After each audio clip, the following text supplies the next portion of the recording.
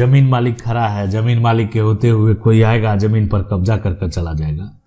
तो ऐसा सिचुएशन भी देखने को मिलता है। जमीन ये असली मालिक है, असली मालिक के हाथ में कागजात है जमीन का। अवैध कब्जा देखें ये किए हुए हैं, ये घेरावा भी कर लिए, ये आ रहे हैं, बोल रहे हैं, लेकिन ये कुछ कर नहीं पा रहे हैं। अब आप कहेंगे क्या करेंगे, ये मारपीट करेंगे? तो मारपीट करेंगे तो समस्या उत्पन्न होगा, अपराध है, किसी को चोट लग सकता है। तो ये क्या जायज है? बिल्कुल ऐसा नहीं करेगा आपको मारपीट करने के लिए। ये जो व्यक्ति हैं इनका जो जमीन पर कब्जा है 20 साल से कब्जा है। अब 20 साल से ये जमीन का उपयोग कर रहे थे। अब देखें समय पर यहाँ पर केस जो है, ये जो महत्वपूर्ण बात है ना, ये जानना बेहद जरूरी है। जमीन कब्जा विवाद में एक धारा देखने को मिलेगा, धारा 27। अब ये कहेंगे कि धारा 27 कहाँ से है? देखें हम आपको बता दें कि बात करेंगे लिमिटेशन एक्ट की। लिमिटेशन एक्ट 1963 और जो कि धारा जो 27 है, धारा 27, ये सीधे आपका जो जमीन है उस जमीन से जुड़ा हुआ है। ये सीधे आपका जो मकान है उस मकान से जुड़ा हुआ है।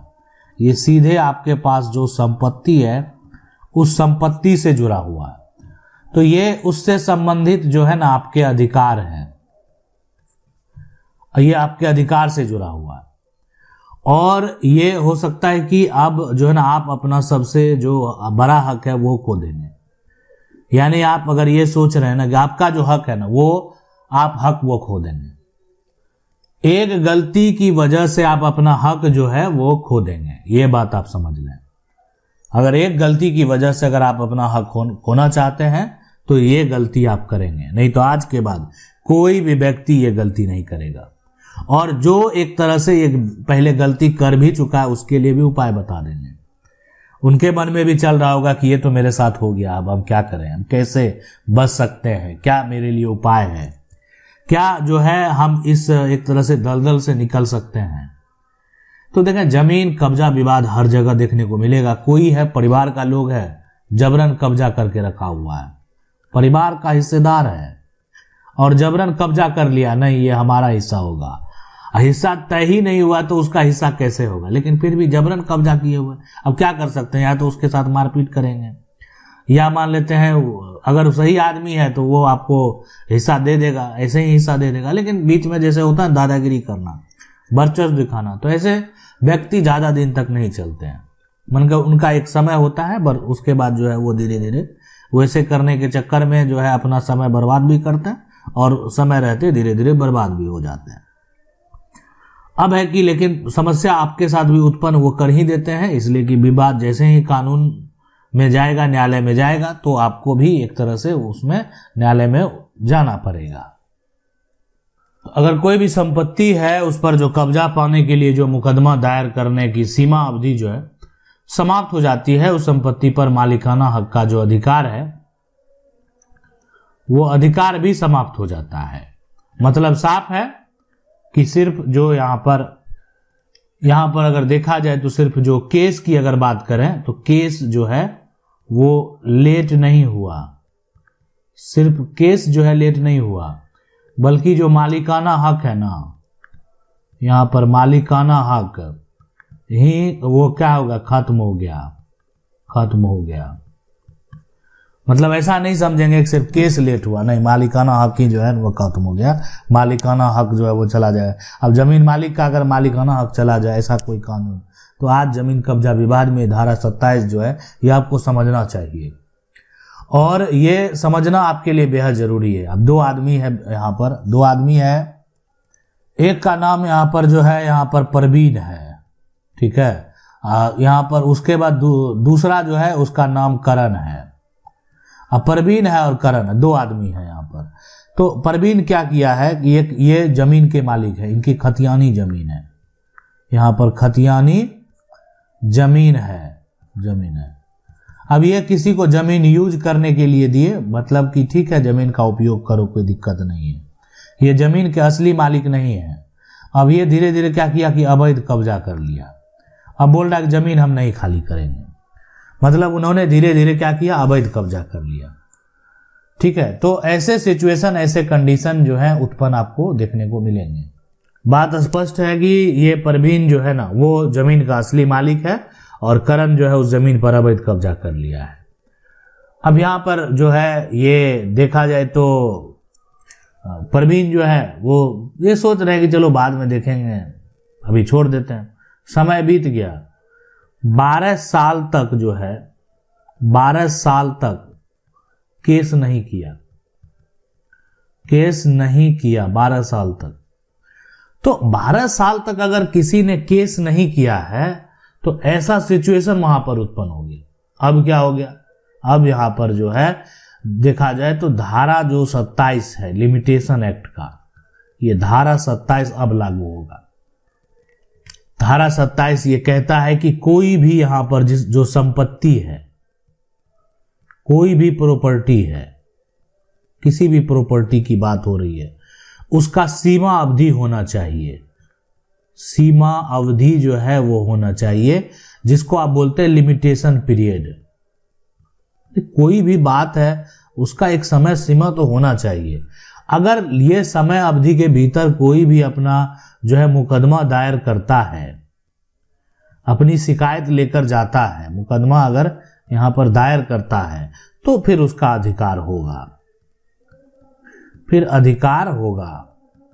अब अगर समय अवधि खत्म हो गया और उसके बाद कोई अगर मुकदमा दायर करता है तो उसका वहां पर अधिकार समाप्त हो जाएगा। धारा 27 का यही कानून जो है लिमिटेशन एक्ट जो है यानी 1963 धारा 27। जब किसी संपत्ति पर कब्जा प्राप्त करने के लिए आप मुकदमा दायर करेंगे तो सीमा अवधि अगर समाप्त हो जाता है तो उसमें आपका मालिक होने का अधिकार भी समाप्त हो सकता है, ये कहता है धारा 27। अब तो ये कोर्ट डिसाइड करेगा। देखें, ये तो हो गया कि कानून ऐसा कहता है, कानून ऐसा कहता है तो ये जो व्यक्ति हैं जो जमीन पर अवैध कब्जा किए हुए थे, इनका मनोबल बढ़ गया अब कि अब तो हम अधिकार प्राप्त कर लेंगे, इसलिए कि समय रहते जमीन मालिक किसी प्रकार का कोई एक्शन लिया नहीं। तो ये पूरा प्रक्रिया है। अब यहां पर देखें कि ये जो है जमीन मालिक का कागजात यहां पर फेंका हुआ है, उनकी जमीन पर घेरावा कर लिया, आज मकान बन गया। देख सकते हैं सारा कुछ हो चुका है। आज उनकी जमीन पर जो आप पहले देख रहे थे ऐसा था, आज ऐसा है, और मालिकाना हक जो है ना वो खत्म हो चुका है। अब आप कहेंगे ये कैसे हो गया? आखिर धारा जो 27 है ना, ये इतना एक कह सकते हैं महत्वपूर्ण है उनके लिए कि जिनका दखल वर्षों से है। जमीन कोई खरीद लिया, देखिए कारण बहुत सारा होता है कब्जा करने का। जमीन पर अगर कब्जाधारी है तो या तो वो भूमाफिया है, यानी अगर कोई भी कब्जाधारी है तो या तो वो क्या है कि भूमाफिया है, या उन्होंने क्या है जमीन खरीदा है, ये भी होता है। यहां पर ये नहीं समझे कि यहाँ ये सिर्फ जो है जमीन मालिक जो है या कब्जाधारी ही गलत होते हैं। भूमाफिया है तो उसकी गलती है, जमीन गलत तरीके से अर्जित किया है। लेकिन जमीन अगर कोई खरीदा है लेकिन जमीन की रजिस्ट्री आज तक जो है जमीन मालिक नहीं किया, क्यों? ऐसे ही नहीं मन हुआ करने का, उसका पैसा ले लिया, भाग दौड़ करता रहा, वो एक तरह से जमीन पर दखल तो दे दिया लेकिन जमीन उनके नाम नहीं किया। तो ये दखल के हिसाब से मालिक घोषित करना, आज ये धारा 27 की अगर बात करें तो ये सिर्फ जो है ना जो इस तरह का मामला है उसका जो मुकदमा है वो सिर्फ मुकदमा खारिज नहीं करता है। ये बात तो स्पष्ट लेकर जाएगा कोई, देखे मेरा मकान बने हुए आज 20 साल हो गया, तो ये सिर्फ जो है मुकदमा खारिज नहीं करता। मालिक जो है ना, मालिक का अधिकार ही समाप्त कर देता है। अधिकार ही जो है यहां पर समाप्त जो है ये यहां पर कर देता है। और जब मालिक का अधिकार ही समाप्त हो जाएगा तो ये अधिकार तो दूसरे को मिल गया। और ये सारा कुछ होता है यानी प्रतिकूल कब्जा, जिसको आप बोलते हैं एडवर्स पोजीशन, एडवर्स पोजीशन के आधार पर। एडवर्स पोजीशन का जो सिद्धांत है उसी के आधार पर हुआ। लंबे समय तक आप चुप रहे, ये आपकी एक तरह से विफलता है। तो इसलिए ऐसा नहीं है कि कब्जा जो करने वाले हैं उसके लिए नियम नहीं, उसके लिए कानून नहीं, उसके लिए अधिकार नहीं, लेकिन यहाँ पर वैसे कब्जा करने वाले कौन लोग, गलत तरीके से कब्जा हो गया।